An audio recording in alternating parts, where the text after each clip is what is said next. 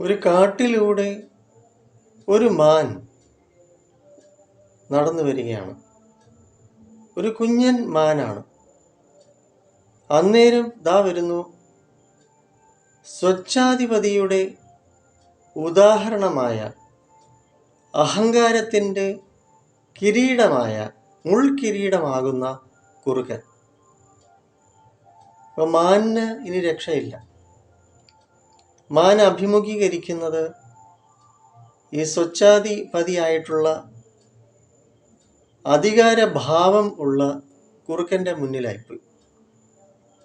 അപ്പോൾ കുറുക്കൻ ഈ മാൻകുട്ടിയെ കണ്ട മാത്രയിൽ, എടാ നിന്റെ തന്തയ്ക്ക് തള്ളയ്ക്കൊക്കെ സുഖമാണോ? എങ്ങനെ? ഞാൻ തന്നെയല്ലേ അവറ്റകളെയൊക്കെ കൊന്നു തിന്നത്.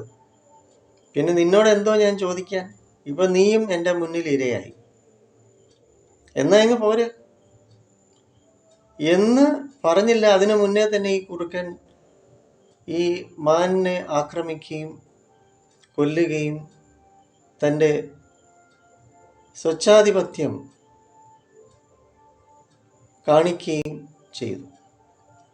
എന്നിട്ട് ഈ മാനിനെ തിന്ന് വയറ് നിറച്ച് നടന്നപ്പോൾ ദാ വരുന്ന ഒരു സിംഹം. സിംഹമാണെങ്കിൽ വിശന്ന് വലഞ്ഞ് നിൽക്കുക, നടന്നു വരികയാണ്. അപ്പോൾ അതിൻ്റെ സ്വച്ഛാധിപത്യം, അതിൻ്റെ ആരോഗ്യം അത് കാണിക്കണമല്ലോ. നേരെ വീണ് കുറുക്കൻ്റെ മേളിലോട്ട്. കുറുക്കനെ കൊന്ന്. സിംഹം ഈ കുറുക്കനെ തിന്നു എന്നുള്ളതാണ് വാസ്തവികത ഈ കഥയുടെ. അപ്പോൾ കുറുക്കൻ്റെ വയറ്റിനകത്ത് കിടന്ന മാനിനെയും കുറുക്കനെയും തിന്നു ഈ സിംഹം. സിംഹത്തിൻ്റെ സ്വച്ഛാധിപത്യം, അധികാരഭാവം. ഇത് എക്കാലവും കാട്ടിലാണെങ്കിലും നാട്ടിലാണെങ്കിലും മനുഷ്യൻ്റെ ഇടയിൽ വളരെ കൂടുതലാണ് ഈ സ്വച്ഛാധിപത്യം, അധികാരഭാവം, ധാർഷ്ട്യം, മൃഗീയ വാസന. ഇത് മനുഷ്യൻ, ബുദ്ധിമാനായിട്ടുള്ള മനുഷ്യൻ, മനനം ചെയ്യാൻ കഴിവുള്ളവനായിട്ടുള്ള മനുഷ്യൻ തിരിച്ചറിയണം. താൻ കേവലം ഒരു കുറുക്കനോ സിംഹമോ പുലിയോ അല്ല. താൻ മനുഷ്യനാണ്. മനുഷ്യനായി സമൂഹത്തിൽ ജീവിക്കണം. എല്ലാവരിലും ദൈവാംശമാണ്. എല്ലാവരും തുല്യമാണ്. ഒരു സ്വച്ഛാധിപത്യവും പാടില്ല എന്ന തിരിച്ചറിവുണ്ടെങ്കിൽ മാത്രമേ മനുഷ്യൻ മനനം ചെയ്യാൻ കഴിവുള്ളവൻ എന്ന അർത്ഥം പൂർണ്ണത വരികയുള്ളൂ. അതാണ് ഈ കഥയുടെ പൊരുൾ. അങ്ങനെ നമ്മുടെ NP സ്കൂൾ ഓഫ് തോട്ട്സിലേക്ക് ഉക്കുലേലെ മെഡിറ്റേഷൻസ്, അറിവിൻ്റെ മുത്തുകൾ, പേൾസ് ഓഫ് വിസ്ഡം അനുഭവിക്കൂ.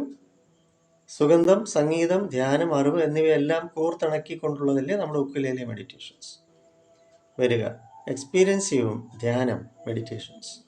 അറിവും നിങ്ങളിലേക്ക് പകർന്ന് ലഭിക്കുന്നു, ഉള്ളിൻ്റെ ഉള്ളിലേക്ക്. നിങ്ങളിൽ ശുഭകരമായിട്ടുള്ള മാറ്റം ഉറപ്പാണ്.